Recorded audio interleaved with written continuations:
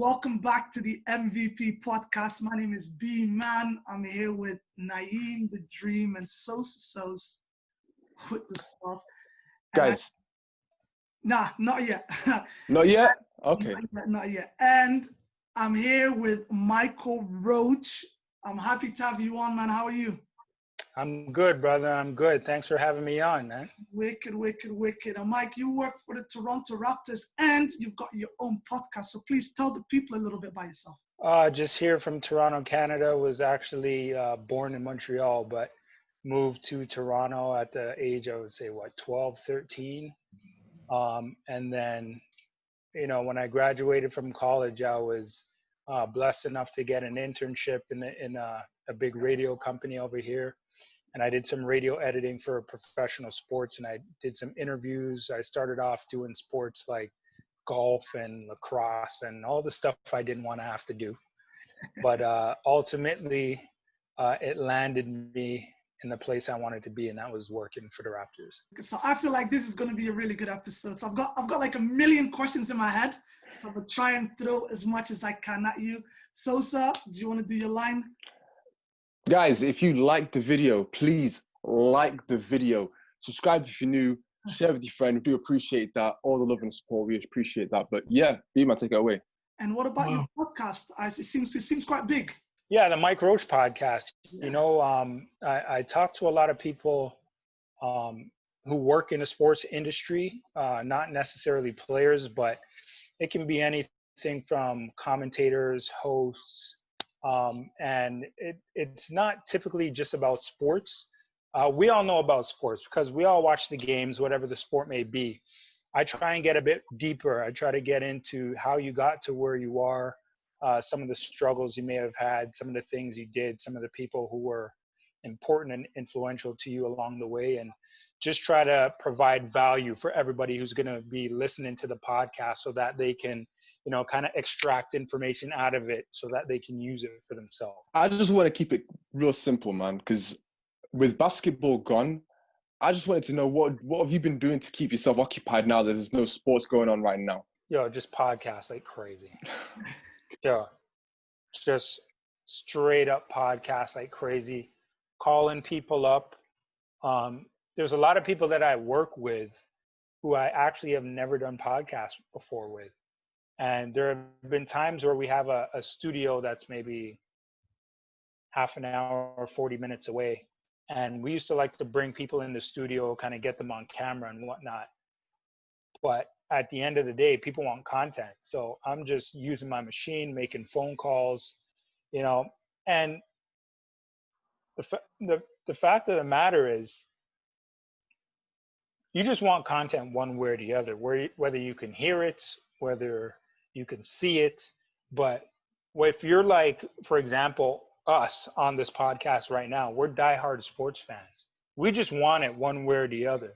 And if you're a diehard sports fan and you want value, in that podcast, you're going to listen to it, or you're going to go on YouTube and watch it. You know what I mean? So just doing lots of podcasts, trying to figure out different ways, editing skills, whether it be audio, video, making a lot of connections, just things we're trying to set up for when things get back to normal. And plus, I'm married with a 2-year-old who I have to chase all day. And my wife is 7.5 months pregnant right now as well. Wow. Congratulations.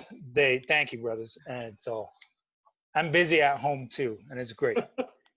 So how long have you been doing this podcast? So I've been doing the podcast now.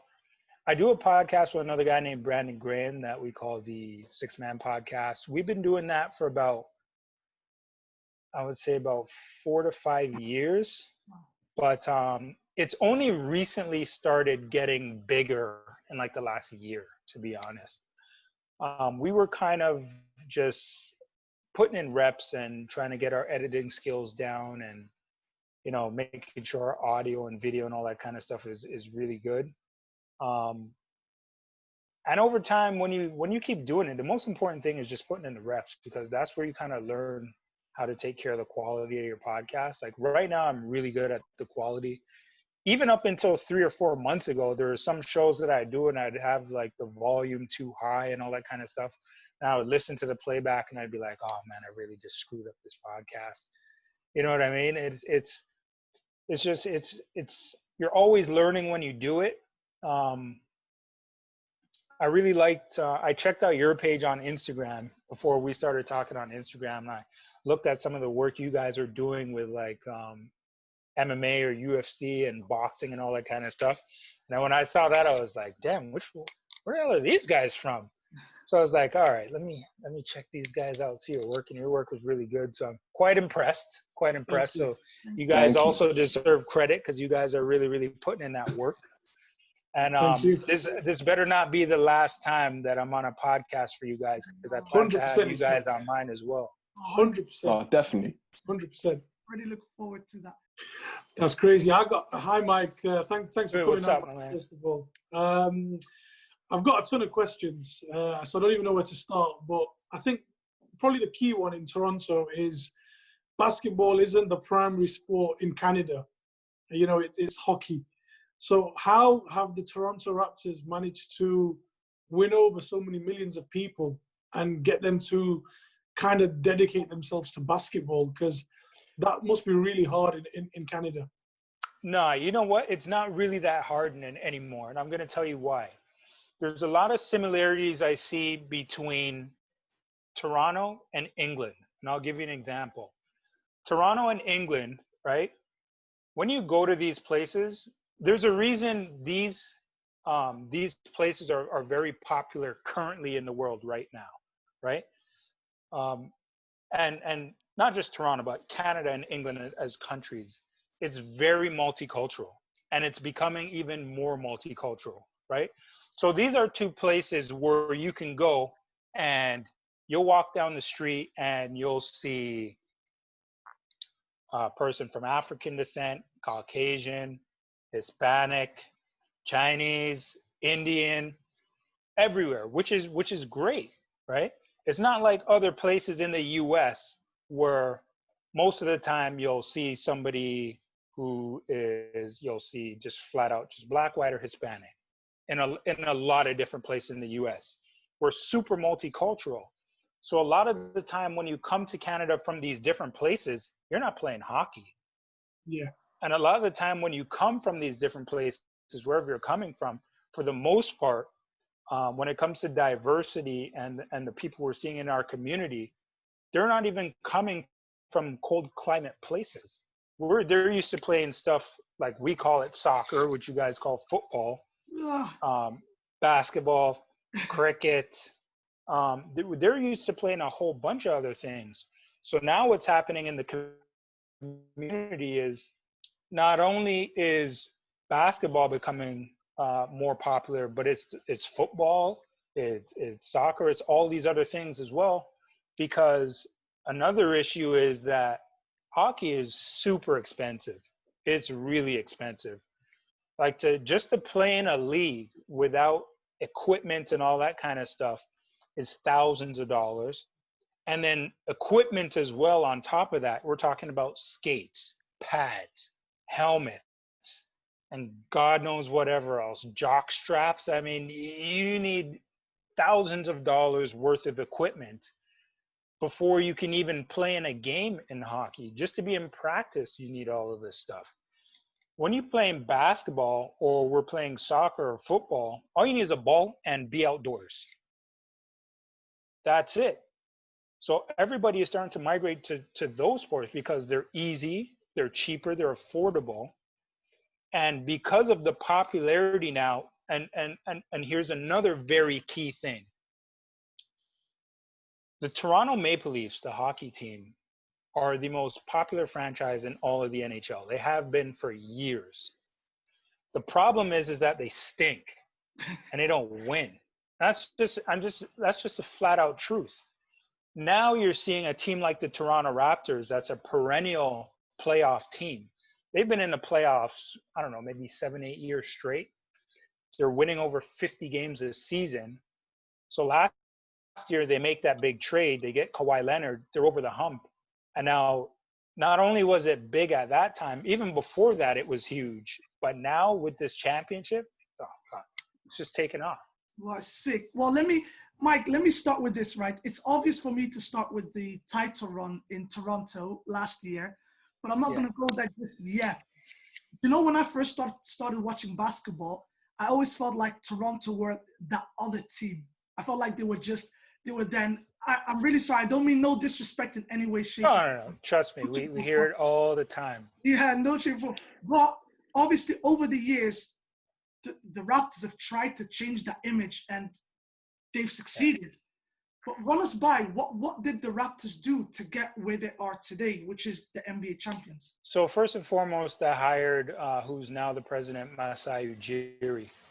He came in as the general manager and ended up being the president and runs all the basketball operations. But Masai Ujiri is he's just a different animal. He's the first African-born general manager in the NBA.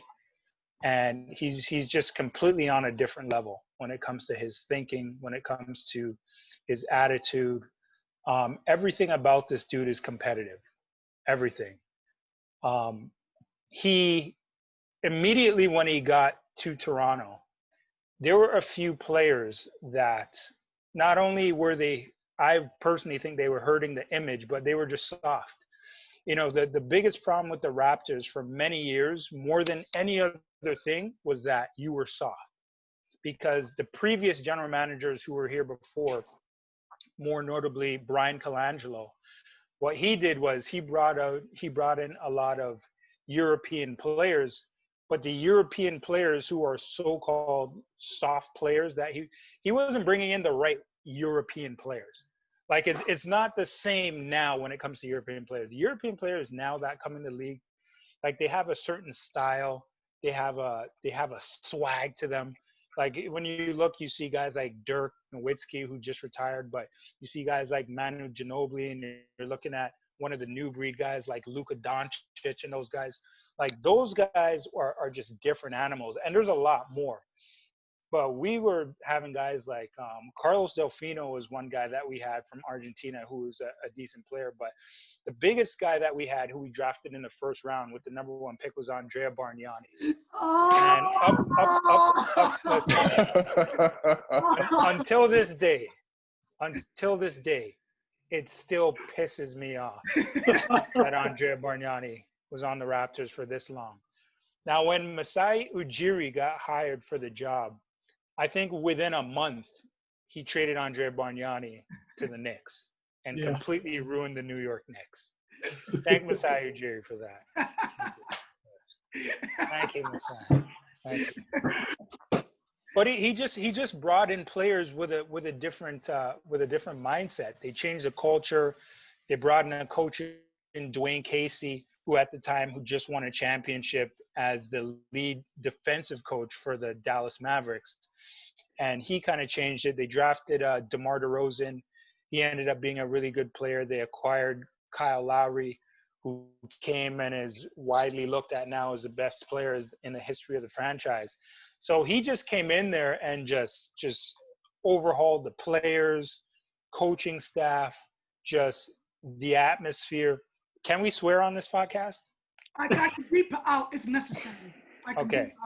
So when you guys get the chance, the first year when the Raptors got back to the playoffs, I'm not sure if you guys saw it, but they went up against the Brooklyn Nets, right? And Masai Ujiri, so we have this thing outside of the stadium called Jurassic Park. Have you ever seen that? Okay, and there's thousands of fans outside of Jurassic Park. So Masai Ujiri, that first year when they made it back to the playoffs, he had the famous line where he grabbed the mic and said F Brooklyn and F Paul Pierce, and the crowd just went crazy. And you know, his boss was there, which is, you know, he kind of grabbed the mic away from him quickly. He was like, you know, we got to put this down. Let's go back inside. And he got a lot of heat for it, but it kind of set the tone for the franchise and the attitude that he wanted the franchise to go in. You know what I mean? So all in all, the reason this franchise, the Toronto Raptors, are where they are right now starts with Masai Ujiri. Let me ask you though, right? Let me ask you, what did you make of DeMar DeRozan being traded when it happened? I was happy. Really? I was very happy. Yeah. Sad to see him go, because DeMar's a legend in Toronto, man. DeMar's a legend in Toronto. He's always gonna be. He's always gonna be like a fan favorite in Toronto. It doesn't matter if he never plays here again. Whenever DeMar DeRozan comes to this city, he's DeMar DeRozan is, even though he's gone, he's like the golden child. You know what I mean? Because there's a stigma here in Toronto. Like there's 29 teams in the US, there's one team in Canada. And that means if what you guys have been hearing is a lot of players don't want to play in Toronto because it's just not in the US, right? It's a different atmosphere, it's a different vibe. It's not really the same kind of feel anymore. It's not really they don't speak about Toronto the way they used to because it's a really, really different city now. Toronto gets a lot more press here. People have come to recognize that the city is crazy. The atmosphere, it's very multicultural. There's a lot of different things to do, a lot of places, clubs, the nightlife, restaurants. So people are alert when it comes to the city of Toronto. But, when they had the chance to bring in Kawhi Leonard, I think for the most part, a large majority of the people were happy. I mean, people tried to go at me because I was saying on podcasts that this is one of the moves that can take Toronto over the hump, right? And that's exactly what happened. I think what people were mad about was that DeMar, you knew, was dedicated to the city and that he was loyal to the city. Well, Kawhi Leonard, when he was in San Antonio, he already made it known not only to San Antonio, but to others close in his camp that he wanted to go to LA because he wanted to go home, right? He already made that known to everybody. So everybody was like, yo, why are you going to trade for a guy in Kawhi Leonard if you already know he's going to be here as a one-year rental and then he's going to bolt after? Because at the end of the day, Masai Ujiri and the general manager's name, who was Bobby Webster, they knew that if they were going to win a championship, you have to swing for the fences. And you have to remember, when it comes to sports, a lot of it has to do with luck, right? Sorry, who was the Premier Team League that won? Was it last year or the year before when odds were like completely against it? Oh, it was about 4 years ago. Leicester Yeah. 4 years ago, sorry. Leicester City. Yeah. When you're gonna win in sports when it comes to luck, you have a short window. You know what I mean? So they're looking at it as, okay, if we're gonna try and win a championship now, let's see who's here. LeBron is gone. He goes to the West, right? So now the team the Raptors have been losing to, if I remember correctly, I swear we lost to these guys for 3 straight seasons. All right.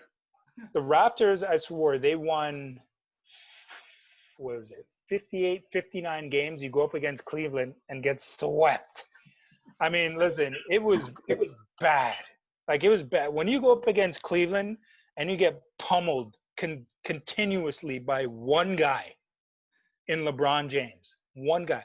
Look at Cleveland now after LeBron James is gone. It looks like a college team. It's pathetic. You understand what I mean? They can barely win 25 games, for God's sake. I can probably make the roster. I'm joking. I don't want to be disrespectful. I'm joking. But seriously, you understand what I mean. I mean, I'm joking, but you go up against a guy in LeBron James, you lose. Not only do you lose, you get swept. We don't win one game.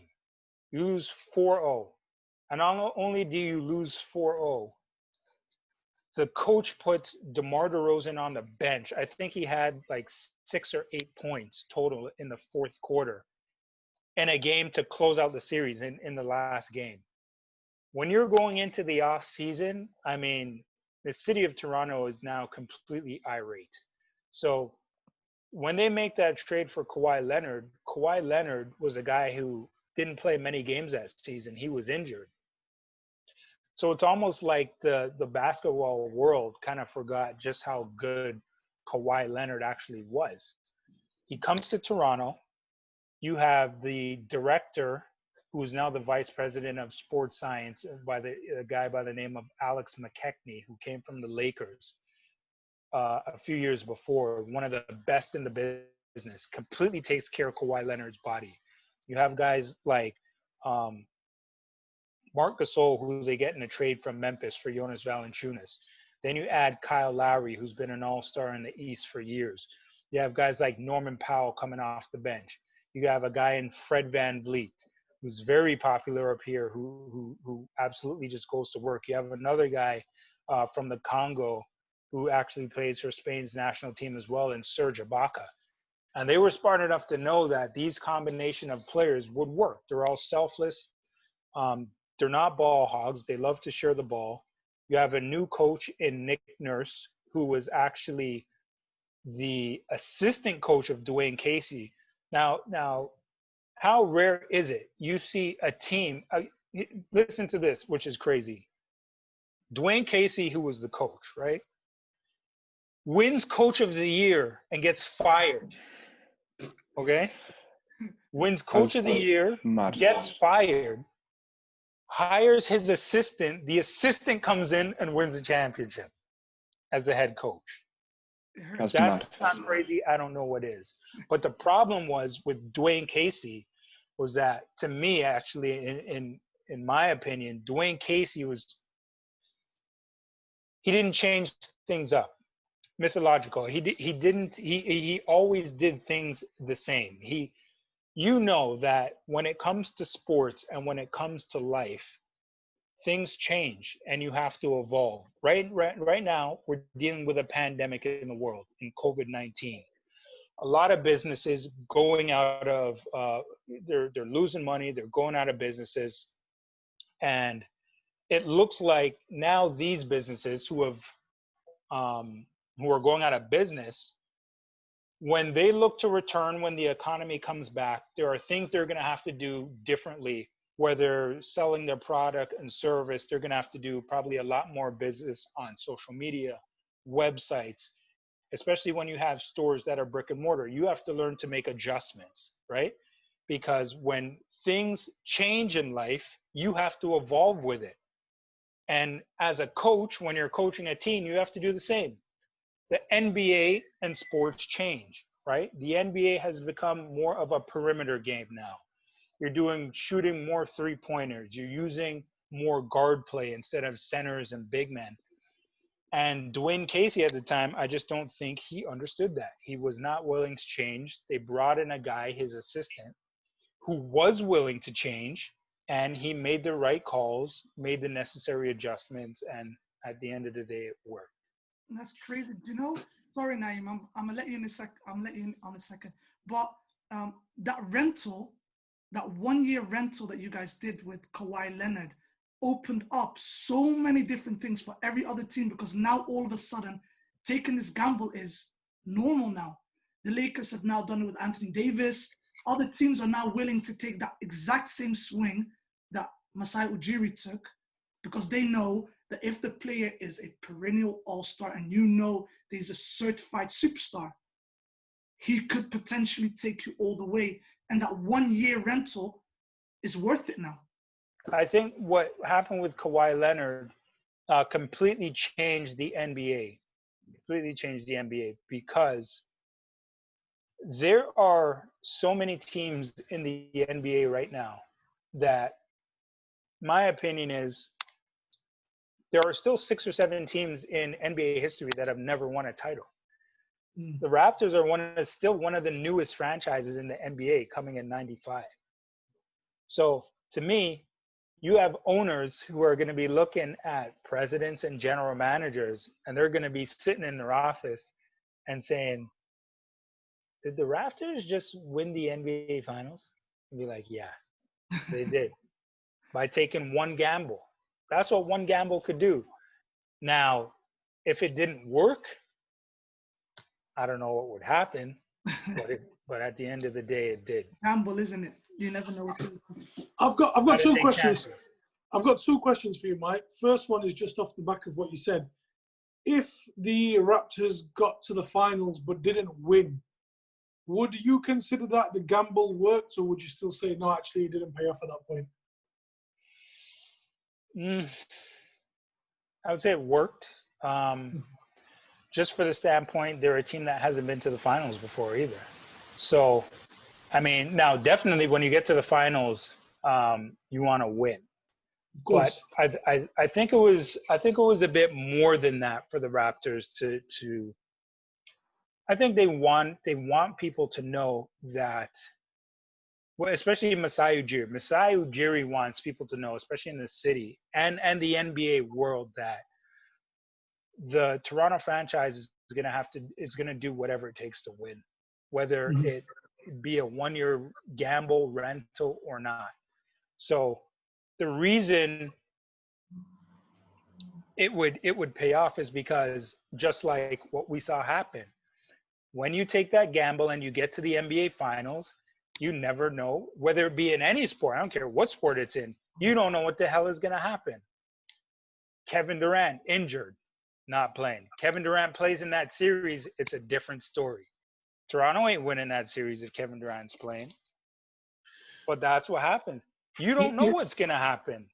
You lined that up perfectly, because my next question was, when did you personally start believing that the Raptors are going to win? I started believing the Raptors were going to win, I think, after I saw Game 1. Game 1, and when I found out, like, Kevin Durant just wasn't returning. Let's be real here. So it wasn't in the regular season. It wasn't early in the playoffs. It was the finals when you actually started believing that this team that they were going to win the championship. Yeah. Like I thought they could get to the finals, but winning the finals was a different ball game. You know what I mean? Mm-hmm. I'll say this before they got to the finals. I'll say there was a time when they were down 2-0 to Milwaukee, and they came and won 4 games straight and beat out Giannis Antetokounmpo. I said, okay, the Raptors have a chance here if all of their players can line up together. Fred VanVleet, Serge Ibaka, Marc Gasol, all these guys, if all of them can play well, then they'll win. Like, literally the only way these guys can win is if everybody on the roster showed up. Everybody. Like, you can't have a bad game in the NBA finals, right?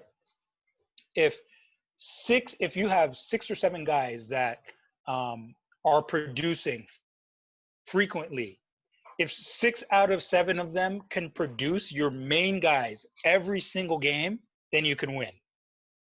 And when I saw game one, they kind of destroyed Golden State in Toronto in that game. Game 2, I was nervous because they ended up losing that game.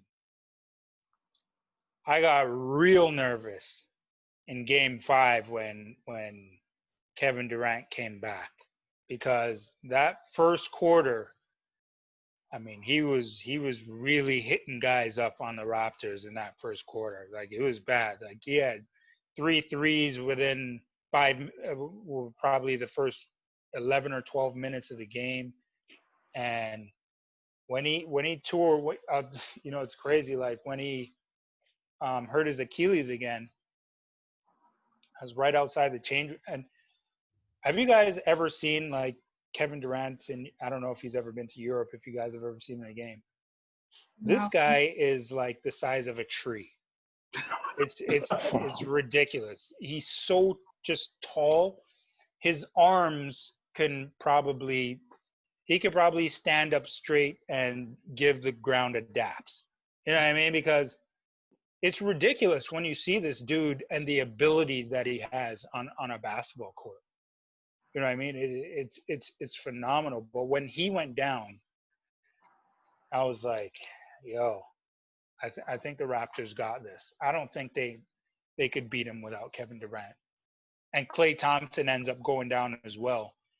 And what was it, the final game?